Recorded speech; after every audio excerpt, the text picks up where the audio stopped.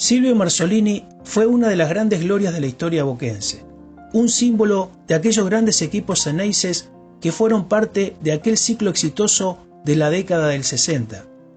Considerado por muchos como uno de los mejores marcadores de punta izquierdo de la historia del fútbol argentino. Era un jugador de fina estampa, tiempista, de enorme calidad técnica y de juego exquisito y atildado. Había nacido el 4 de octubre de 1940 en el barrio porteño de Barracas. De chico comenzó jugando en el Flecha de Oro. A los 11 años fue campeón del torneo Evita de Capital Federal con el Antártida Argentina en la categoría hasta 13 años. Como era menudito pero jugaba bien, lo pusieron de marcador lateral. Después de pasar por las inferiores del Deportivo Italiano, llegó a Ferro Carril Oeste siguiendo a su hermano. Lo probaron y quedó.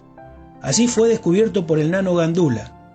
Su debut en primera se produjo el 31 de mayo de 1959 en el empate 1-1 frente a Boca. El equipo de Caballito realizó una gran campaña, terminando en el cuarto lugar de la tabla de posiciones.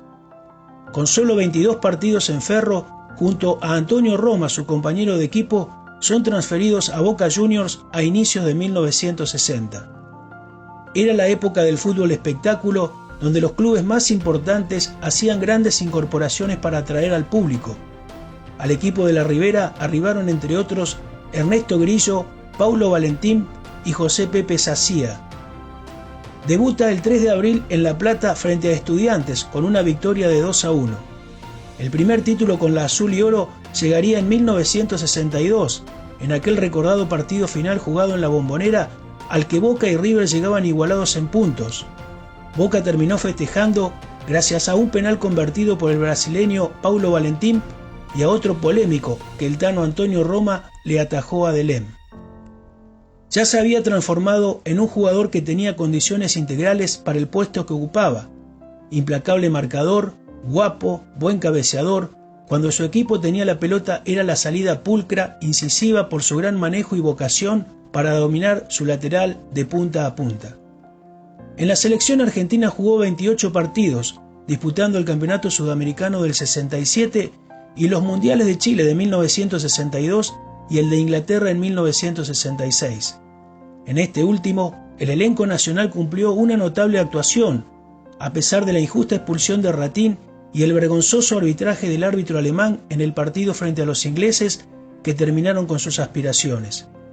En Inglaterra 66, donde la prensa lo eligió como el mejor lateral izquierdo del campeonato, Marzolini integró una gran defensa junto a Roberto Pipo Ferreiro, el mariscal Roberto Perfumo y el tucumano Rafael Albrecht. El arquero era su compañero Antonio Roma. También formó parte del seleccionado en las frustrantes eliminatorias para el Mundial de México 70, donde fueron eliminados por Perú en la Bombonera. Estuvo 12 años en el club de la Ribera, donde se convirtió en un verdadero emblema y referente. Allí obtuvo 6 campeonatos, 1962, 64 y 65, los nacionales del 69 y 70 y la Copa Argentina de 1969. Alguna vez dijo que uno de los que más disfrutó fue el Nacional de 1969, cuando Boca dio por primera vez una vuelta olímpica en el Monumental, aplaudido por el público millonario. Aquel gran equipo dirigido por Alfredo Di Stéfano, que practicaba un fútbol de alto vuelo, empató en 2 tantos con su clásico rival, al que aventajaba por 2 unidades, con 2 goles del muñeco Madurga, lo que le permitió consagrarse campeón del torneo nacional. Disputó en el Xeneize 408 partidos, convirtiendo 10 goles. Es el tercer jugador con mayor cantidad de cotejos, detrás de Roberto Mouso y de Hugo Gatti, y el segundo con más encuentros en la Bombonera después de Juan Román Riquelme.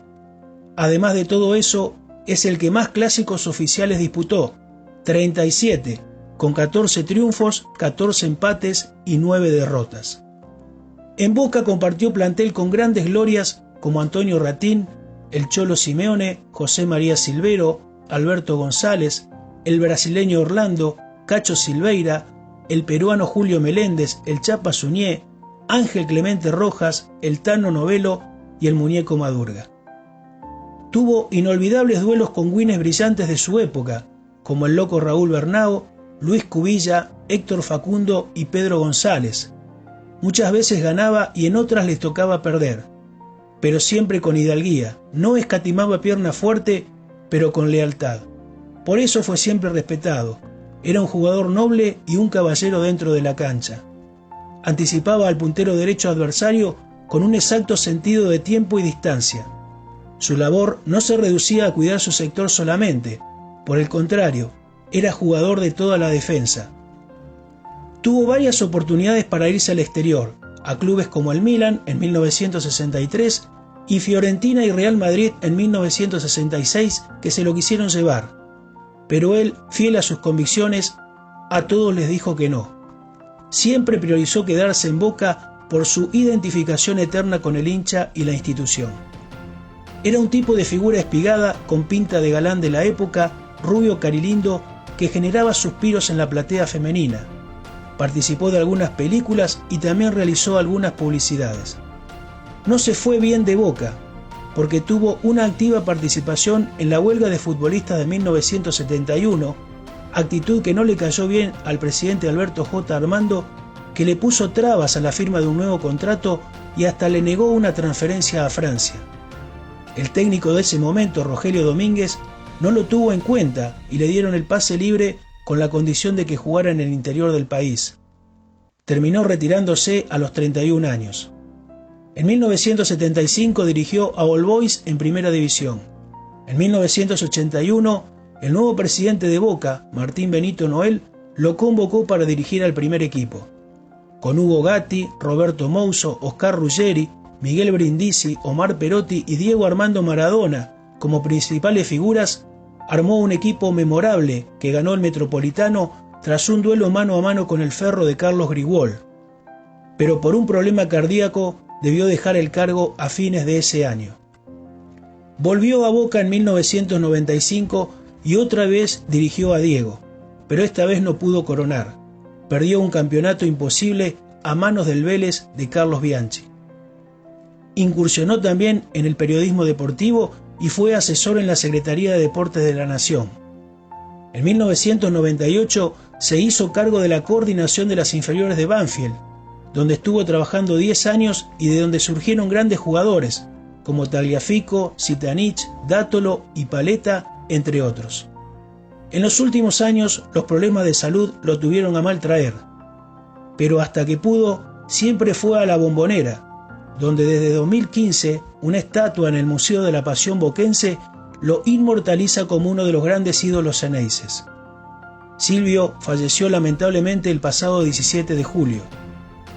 Marzolini es un pedazo grande de la historia de Boca y del fútbol argentino, uno de los grandes ídolos de la Pasión Boquense, un lateral que será siempre recordado aunque pasen los años, porque fue y sigue siendo irrepetible.